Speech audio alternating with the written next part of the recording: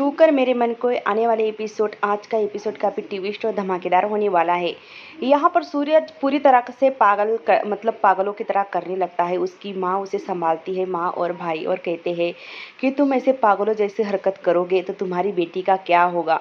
तुम्हें पता भी है कि तुम्हें एक बेटी है और उसका ख्याल तुम्हें रखना है। सूरज अपनी बेटी को देखता है और अपने आंसू पोंछता है और अपनी बेटी को गोद में लेता है और कहता है कि बेटा रो मत, क्योंकि आज से ये तेरा पापा तेरे लिए जिएगा और तू मेरे लिए, बल्कि हम दोनों बाप बेटे एक दूसरे के लिए आज से जीना सीखेंगे। यह देखकर सूरज की माँ काफ़ी रोती है सूरज को देखकर और सोचती है कि काश दीपा और सूरज एक होते तो इनकी दोनों बेटियों को भी माँ बाप का प्यार बराबर का मिलता। तभी यहाँ पर घर में आने के बाद यहाँ पर सूरज जो होता है अपने रूम में चला जाता है। तभी यहाँ पर जो सूरज की माँ होती है वो कहती है कि ये बहुत गलत हुआ। आपको पता नहीं है, किसी को भी पता नहीं कि दीपा कहाँ पर गई, पर घर में जो सारे लोग होते हैं वो कहते हैं कि हमने बहुत ढूंढने की कोशिश की दीपा को, पर दीपा नहीं मिली। पर यहाँ पर सूरज की माँ कहती है कि बल्कि जैसे मैं जानती हूँ कि तुम में से एक ने भी दीपा को ढूंढने की कोशिश नहीं की, बल्कि तुम सब मुझसे झूठ बोल रहे हो। काश तुम्हें उसे ढूंढा होता तो आज ये हमारे घर में होती, हमारी बहू, हमारी पोती घर में होती, हमारे पास होती, दूर नहीं जाती, ना जाने कहाँ दर दर भटक रही होगी और आपको पता भी नहीं है। सूरज की माँ काफ़ी गुस्सा हो जाती है और सबसे कहती है कि आप सबकी गलती की वजह से आज मेरी घर की बहू इस घर से दूर चली गई। इतने नज़दीक होते हुए भी वो हमसे नहीं मिल पाई और ना जाने कहाँ पर गई होगी। यहाँ पर सूरज की बेटी जो होती है सोना, वो अपनी दादी के पास आकर बहुत मुस्कुराती है। वहीं दूसरी तरफ अब दीपा, एक घर में अनजान व्यक्ति उसे लेकर आया है और वो वहाँ पर सोई हुई है। जैसे ही दीपा की आंख खुलती है वो देखती है कि यह घर किसका है और मुझे कौन लेकर आया है यहाँ पर। ये तो घर में पहचान भी नहीं पा रही हूँ और ये कहाँ पर हूँ मैं। तभी वो अपनी बेटी को इधर उधर ढूंढती है और देखती है कि उसकी बेटी एकदम से सुरक्षित है। फिर वो सुकून से बेड पर बैठ जाती है। उसे कोई आने की मतलब एक अनजान आदमी आता है, वो देखती है, वहाँ पर एकदम से चौंक जाती है और कहती है कि सुदर्शन भैया आप। तभी यहाँ पर वो कहता है कि हाँ मैं हूँ मैडम जी, क्योंकि आप बेहोश हो गई थी और आपकी बेटी बहुत रो रही थी तो मैं आपको यहाँ पर लेकर आया हूँ। ये घर मेरा भैया और भाभी का है। वो शहर से बड़ा मतलब दूर आता है, ये गाँव पर बहुत सुरक्षित है और मेरे भैया और भाभी बहुत अच्छे लोग हैं। वो आपका और आपकी बेटी का बहुत अच्छे से ख्याल रखेंगे। तभी यहाँ पर सुदर्शन की भाभी कहती है कि कहाँ से रखेंगे, हमारे पास तो मुट्ठी भर चावल होते हैं और 3 लोगों का पेट कैसे भरेगा मुट्ठी भर चावल से, और इस बच्ची का दूध का खर्चा कौन करेगा। तभी यहाँ पर जो दीपा होती है वो कहती है कि मैं चली जाऊंगी यहाँ से, बल्कि मैं मेरी बेटी और मैं यहाँ पर नहीं रहना चाहती और मैं मेरी बेटी और मेरा पेट भर सकती हूँ, इतनी मेहनत करूँगी मैं। तभी यहाँ पर जो सुदर्शन की भाभी होती है वो कहती है कि तू कहाँ जा रही है, मतलब मैंने कहा और तू इस घर को छोड़कर चली जाएगी। मैंने तो कहा नहीं था कि तुझे इस घर को छोड़ने के लिए जाने के लिए तो नहीं कहा था ना, मैंने बस इतना कहा था कि खाने पीने के लिए थोड़ी कम पड़ता है, पर बच्ची है छोटी सी, हम तीनों तो पेट भर लेंगे पर बच्ची के लिए दूध कहाँ से लाएंगे। तरी दीपा कहती है कि आप चिंता मत करो, क्योंकि मैं मेरी बेटी के दूध का इंतज़ाम कर लूँगी और हाँ मुझे मतलब काम करना पसंद है और मैं यहाँ पर बैठे नहीं रहूँगी। वही दूसरी तरफ यहाँ पर सोना का भी अच्छा से ख्याल रखा जा रहा है। तभी यहाँ पर जो सूरज होता है अपनी माँ से कहता है कि माँ मैं अपनी बेटी को अपने साथ लेकर जा रहा हूँ अस्पताल। उसकी माँ कहती है कि क्या ज़रूरत है सूरज, हम तो सब लोग हैं ना घर में इसका ख्याल रखने के लिए, फिर तू अपनी बेटी को क्यों लेकर जाना चाहता है। तभी यहाँ पर सूरज कहता है कि मैंने जिम्मेदारी ली है मेरी बेटी की, तो मैं ही उसकी माँ और बाप मैं ही बनूंगा आज से। तभी उसकी माँ काफ़ी खुश हो जाती है और सूरज की बेटी सोना का अन्नप्राशन होता है, उसका दिन होता है। तभी यहाँ पर उसका अन्नप्राशन का दिन भी आता है और देखते ही देखते कई साल बीत जाते हैं और एक नई सुबह उगती है। वहाँ पर जो सूरज और दीपा की दोनों बेटियां हैं अब बहुत बड़ी हो चुकी हैं, मतलब काफ़ी बड़ी हो चुकी है। यहाँ पर जो सुबह सुबह ही यहाँ पर दीपा जो होती है अपनी बेटी के लिए खीर बना रही होती है। तभी यहाँ पर जो उसकी जीपा जिस घर में रहती है वहाँ पर जो लेडीज़ है वो उसकी भाभी है।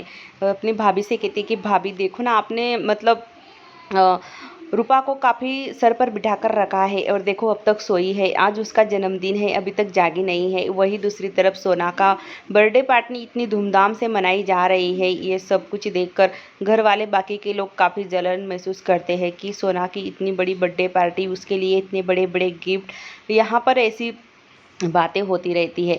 तभी यहाँ पर जो सजावट देखकर घर वाले काफ़ी खुश हो जाते हैं। सोना की दादी काफ़ी खुश होती है और कहती है कि आज तो मेरा पोती का बर्थडे है और मुझसे मतलब मैं आज बहुत खुश हूँ, कितनी बड़ी हो चुकी है ना।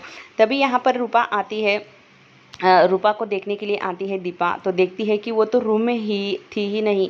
तभी यहाँ पर दीपा कहती है कि रूपा कहाँ पर गई है, वो तो यहाँ पर सोई नहीं है, बल्कि ये छोटी सी बच्ची इतने नाक में दम करके रखती है, पूरे मतलब उसे ढूंढना पड़ता है। तुम दोनों मामाओं ने उसे सर पर चढ़ा कर रखा है, अब जाओ तुम दोनों ही उसे ढूंढ कर लाओ। तभी यहाँ पर जो सुदर्शन का भाई और दोनों भाई आते हैं ढूंढने के लिए। ये दोनों है ना, ये अपनी मतलब रूपा से बहुत प्यार करते हैं, बहुत मतलब उसका सगे मामाओं से भी ज़्यादा वो लाड़ प्यार करते हैं रूपा का। रूपा यहाँ पर एक पुतला बनकर यहाँ पर खेत में खड़ी होती है और वो कहती है कि मैं यहाँ पर पुतला बनकर इसीलिए खड़ी थी क्योंकि मुझे ये सब्जी देने वाले थे। तभी दूसरी तरफ सोना का इतना बड़ा बर्थडे और रूपा का दूसरी तरफ इतना मतलब छोटा सा केक, उसके लिए वो ही काफ़ी है। यहाँ पर सोना कहती है अपने पापा को कि पापा ये फूल मैं तुम्हारे लिए लाई हूँ, पर इसमें तो सुगंध ही नहीं है। तभी यहाँ पर जो सूरज होता है वो कहता है कि बेटा ये सुगंध और ये फूल मेरे जीवन से कब से चले गए हैं। वही दूसरी तरफ यहाँ पर रूपा के लिए उसकी मम्मी खीर बनाती है। रूपा कहती है कि नहीं मम्मी, मैं खीर नहीं खाऊंगी, मुझे केक चाहिए। तभी यहाँ पर वो केक देती है, इतना छोटा सा केक होता है। तभी रूपा कहती है कि मम्मी मैं आज तुम्हारे लिए देखो ना कितने अच्छे अच्छे प्यारे प्यारे फूल लेकर आई हूँ, तुम्हें पसंद है ना फूल। वही दूसरी तरफ अब सोना का बर्थडे केक कटिंग हो रहा है, वो काफ़ी खुश होती है अपना केक देखकर, इतना बड़ा केक। यहाँ पर सबसे पहले और इधर छोटा सा केक होता है जो रूपा के पास, क्योंकि रूपा की मम्मी के दीपा के पास पैसे नहीं होते इसी वजह से। और दूसरी तरफ यहाँ पर सूरज की माँ जो होती है मोबाइल में दीपा और उसकी दोनों बेटियों की फ़ोटो देख रही होती है और उसके आंखों में आंसू आ जाते हैं। सोना पूछती है कि दादी आप क्यों रो रही हो, आपकी आंखों में क्यों आंसू हैं। उसकी दादी कहती है कि नहीं बेटा ये तो खुशी के आंसू हैं। तभी यहाँ पर जो रूपा होती है वो स्कूल के लिए तैयार हो रही होती है। दीपा उससे कहती है कि देखो बेटा शैतानी नहीं करनी और मामा के साथ स्कूल जाना है ना, तो शैतानी करके नहीं जाना, बल्कि मामा को आप बहुत दौड़ाती हो, बहुत भगाती हो, ऐसे मत करना। और मेरी छोटी सी बच्ची है ना बहुत सुंदर है। तभी यहाँ पर जो रूपा का मामा होता है उसके लिए ड्रेस लाता है, पर रूपा कहती है कि मुझे काला रंग पसंद नहीं है, मेरे लिए दूसरा रंग लाओ। तभी यहाँ पर दीपा को अचानक से अपनी सास की याद आ जाती है कि उन्हें भी काला रंग नहीं पसंद था और वह बिल्कुल अपनी दादी पर गई है। यहाँ पर दीपा रोने लगती है। तभी यहाँ पर जो उसका भैया होता है दीपा का, वो कहता है कि नहीं कोई बात नहीं, मैं लाल कलर की ड्रेस लाऊंगा मेरी रूपा के लिए। तभी रूपा कहती है कि माँ तुम क्यों रो रही हो। तभी यहाँ पर दीपा कहती है कि मेरा भी तो रंग काला है ना बेटा, क्या तुम भी मुझे पसंद नहीं करोगी। तभी रूपा कहती है कि नहीं माँ, ऐसा कभी नहीं हो सकता कि मैं तुम्हें पसंद नहीं करूँगी, क्योंकि तुम मेरी माँ हो। तभी यहाँ पर रूपा अपने मामा के साथ स्कूल जाने के लिए निकलती है। अपने मामा से पूछती कि यहाँ पर क्या लगा है। उसका मामा कहता है कि यहाँ पर शिविर लगा है और बड़े शहरों से बड़े बड़े डॉक्टर यहाँ पर आए हैं। तभी रूपा यहाँ पर आती है और देखती है, पर सोना भी अपने पापा के साथ आई होती है। वो कहती है कि मुझे गांव घूमना है। तभी एक नर्स कहती है कि ये आप यहाँ पर बैठे बैठे बोर हो गई होगी, तो मैं इसे गांव घुमा कर लाती हूँ। तभी यहाँ पर सोना जो होती है वो जाने के लिए निकलती है, वहाँ उधर से रूपा आती है और सोना की तरफ देखती है और मुस्कुराती है। तभी यहाँ पर रूपा आती है और कहती है कि डॉक्टर साहब आपने मुझे पहचाना, मैं आपको मिली थी एक बार, मतलब आपने मुझे टूपिट कहा था, तो आप सॉरी नहीं कहोगे।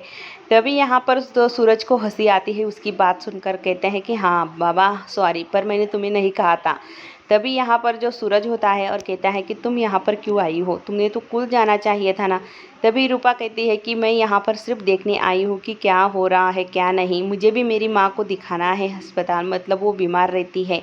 तभी यहाँ पर सूरज देखता है कि ये तो बिल्कुल मतलब ये दीपा जैसी बातें कर रही है, उसे दीपा की याद आने लगती है। जैसे ही वो रूपा को देखता है तो यहाँ पर सूरज रूपा की तरफ देखता ही रहता है, क्योंकि उसकी मीठी मीठी बातें, उसकी हर एक इंसान से मतलब बातें करने का अंदाज उसे याद आता है दीपा का।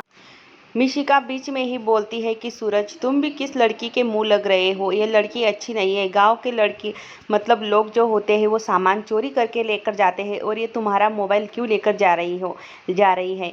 तभी सूरज कहती है कि मेरे मोबाइल में चार्ज नहीं है, इसी वजह से वो अपने घर पर लेकर जा रही है मेरा मोबाइल चार्ज करवाने के लिए, और हाँ मैं मेरा चार्ज जो है घर पर भूल कर आया हूँ। तभी गाँव के लोग भी कहते हैं कि रूपा ऐसी लड़की नहीं है, वो तो गाँव में हर किसी की मदद करती है, बहुत अच्छी लड़की है। तभी रूपा कहती है कि देख लो गाँव वालों, मेरे पास डॉक्टर साहब का मोबाइल है, तो आपको भी पता है ना मेरा घर कहाँ है। अगर मैं मोबाइल नहीं लाती तो आप सीधा मेरे घर आ जाना, मैं ये बस चार्ज करके ये मोबाइल डॉक्टर साहब को देने आऊँगी। तभी जो सूरज होता है वो रूपा की बातें सुनकर काफ़ी हंसने लगता है।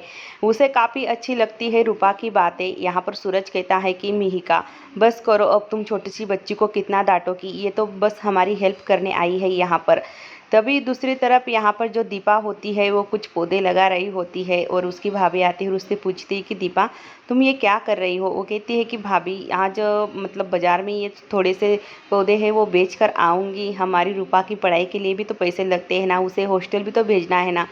रूपा ये बात सुनती है और कहती है कि नहीं, मैं मेरी माँ को कहीं छोड़कर नहीं जाऊँगी, बस मेरी माँ के पास रहूँगी। तुम हर वक्त बीमार रहती हो ना, तो मैं तुम्हें कहीं छोड़कर नहीं जाऊँगी, मैं तुम्हारे पास ही रहना चाहती हूँ। तभी यहाँ पर रूपा चार्जर निकालती है और यहाँ पर फ़ोन जो होता है मोबाइल वो चार्ज लगाती है। दीपा उससे पूछती है कि रूपा ये मोबाइल किसका है, तुम किसका फ़ोन लेकर आई हो घर पर।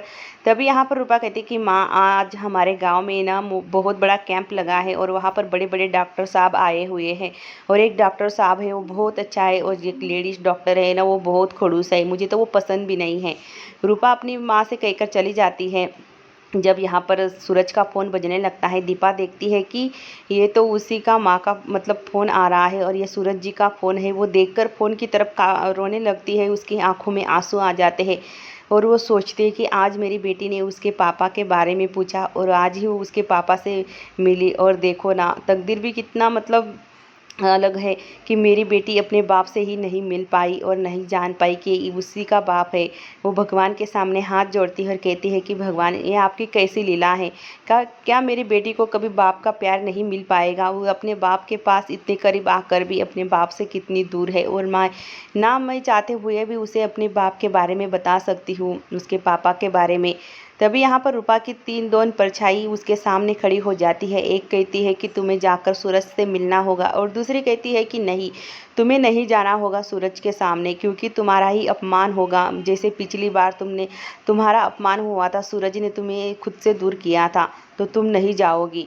तभी यहाँ पर जो मिहिका होती है वह कहती है कि देख लिया, उस बच्ची ने अभी तक तुम्हारा फ़ोन चार्ज करके लाई भी नहीं है, वो फ़ोन कभी भी लाएगी नहीं।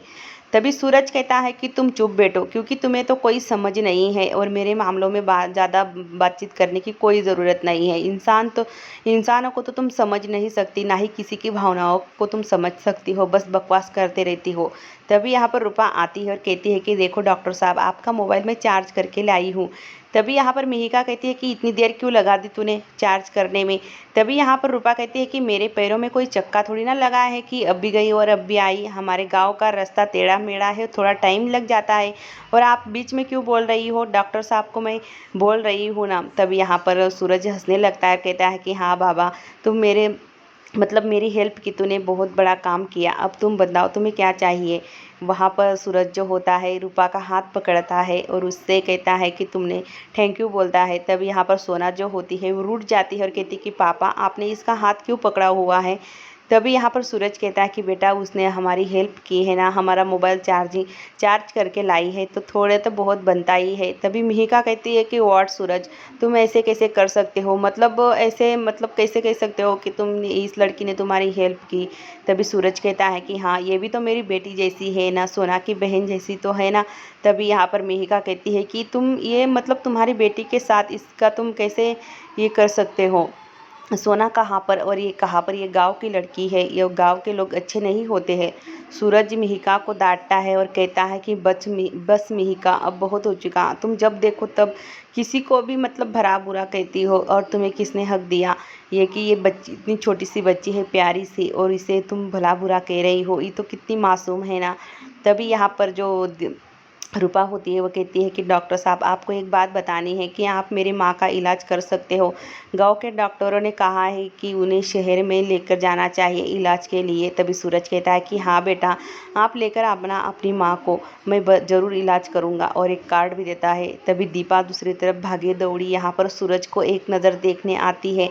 वो काफ़ी दौड़ती है, पर यहाँ पर सोना जो होती है वो काफ़ी रूठ जाती है। जब यहाँ पर सूरज पहली बार अपनी बेटी को उठाता है गोद में और उसे किस करता है तो सोना काफ़ी रूठ जाती है। कहती है कि पापा आप उसे किस क्यों कर रहे हो और आपने उसे गोद में भी उठाया है। ये बात मुझे बिल्कुल भी अच्छी नहीं लगी। यहाँ पर दीपा जो होती है वो काफ़ी मतलब दीपा पहले से ही इतनी बीमार है, बीमार रहती है और वो भागी दौड़ी उसे मतलब सांस फूलने लगती है। तभी यहाँ पर मिहिका जो होती है, मिशिका होती है, कहती है कि हमें अब निकलना चाहिए, गांव के रास्ते बहुत ख़राब हो चुके हैं और हमें अंधेरा भी हो जाएगा। तभी यहाँ पर सोना कहती है कि पापा इसे नीचे उतारो और मुझे अपनी गोद में लो, नहीं तो मैं रूठ जाऊंगी। तभी यहाँ पर सूरज कहता है कि हाँ बेटा, मैं इसे अभी ये अभी अपने घर जाने ही वाली है और हम भी तो अपने घर जा ही रहे हैं ना।